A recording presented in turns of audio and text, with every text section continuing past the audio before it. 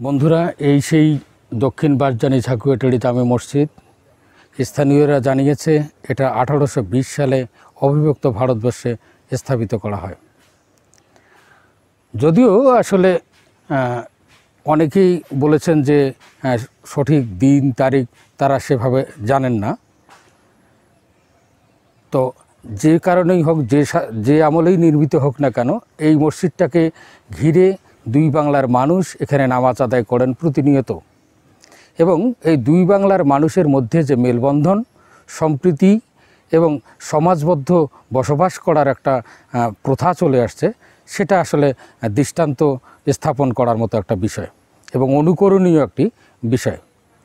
তা আমরা আসলে অনেক কৌতূহল থেকে এসেছি, আপনাদেরকেও দেখাতে এসেছি এই একটি মসজিদ, যেটা আসলে একেবারে নোম্যান্স ল্যান্ডে অবস্থিত বাংলাদেশ অংশে। আমি যে জায়গাটিতে দাঁড়িয়ে আছি, এই জায়গাটি হচ্ছে ভুরুঙ্গামারী উপজেলার পাথরডুবি ইউনিয়নের দক্ষিণ বারজানি একটি গ্রাম। এবং সেই গ্রামে একেবারেই সীমান্তে, ভারত সীমান্ত ঘেঁষে একেবারে স্থাপিত হচ্ছে এই মসজিদটি। আর এই মসজিদে নামাজ আদায় করতে আসেন এই পাড়ার মানুষজন, যেটা হচ্ছে আমার হাতের দক্ষিণে যে পাড়াটা, সেটা হচ্ছে ভারতের কুচবিহার জেলার দক্ষিণ ছোটো গারলঝাড়া গ্রামের মানুষজন। আমাকে স্থানীয় এক মুসল্লি জানিয়েছেন যে এই মসজিদে এই দিকের বাংলাদেশ অংশের প্রায় 45 ঘর মুসল্লি এবং ভারত অংশের প্রায় 55 ঘর মুসল্লি এখানে প্রতিনিয়ত 5 ওয়াক্ত নামাজ আদায় করেন। এবং এদের এই নামাজ আদায়কে কেন্দ্র করে তাদের মধ্যে যে সম্প্রীতি গড়ে উঠেছে যুগের পর যুগ, বছরের পর বছর, সেটা এখনও অটুট রয়েছে।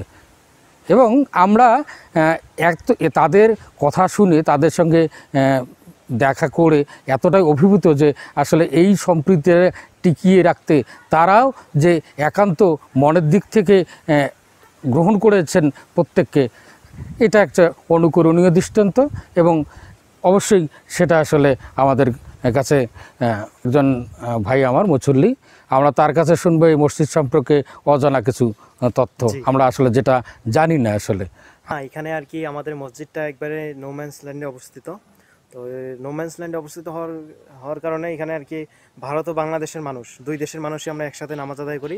এটা শুধু নতুন করে নয়, আজ থেকে 204 বছর আগে, এখানে আপনারা স্থাপিত দেখছেন 1820 সালে, আজ থেকে 204 বছর আগে মসজিদটি স্থাপিত হয়। তো তখন থেকে আর কি ব্রিটিশ আমল থেকেই এই মসজিদে আর কি, তখন তো ভারত বাংলাদেশ কোনো ভাগ ছিল না, তারা আর কি নামাজ পড়তো। এখন পাকিস্তানি আমলেও এইভাবে নামাজ পড়েছিল দুই দেশের মানুষ।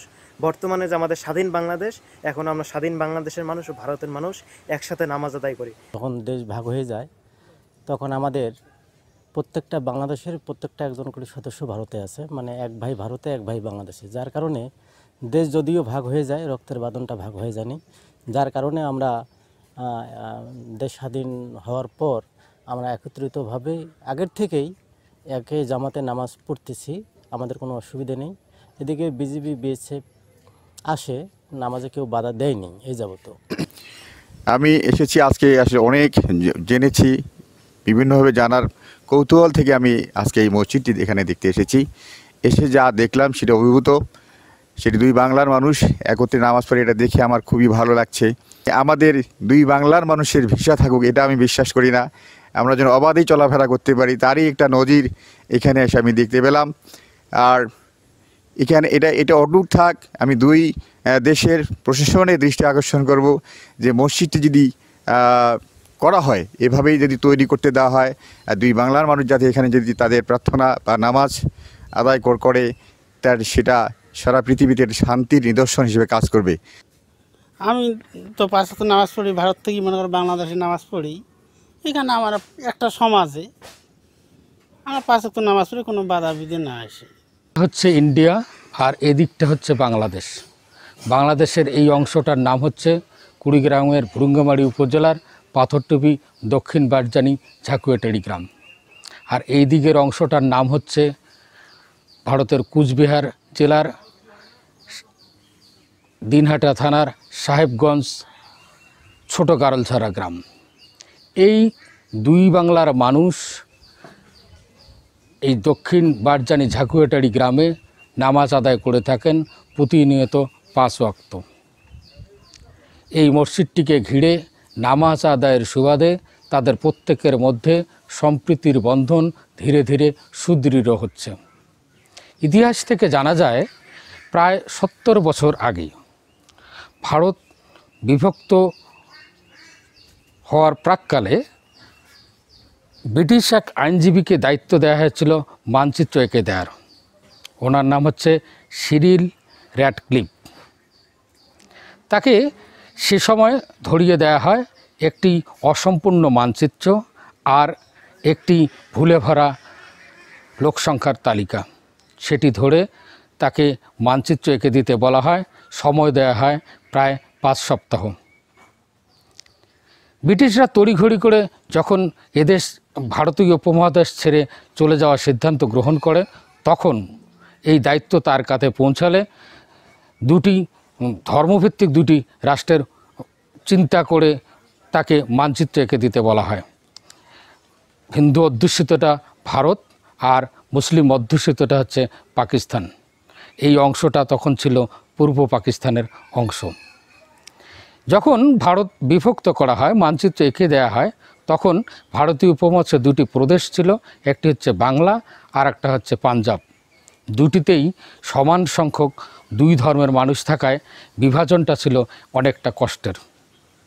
এই মানচিত্র এঁকে দেওয়ার ফলে তখন থেকে এই একই সম্প্রদায়ের মানুষ যখন মানচিত্রটা এঁকে দেন র্যাডক্লিফ, তখন একই সম্প্রদায়ের মানুষ 2 দেশে ভাগ হয়ে যায়।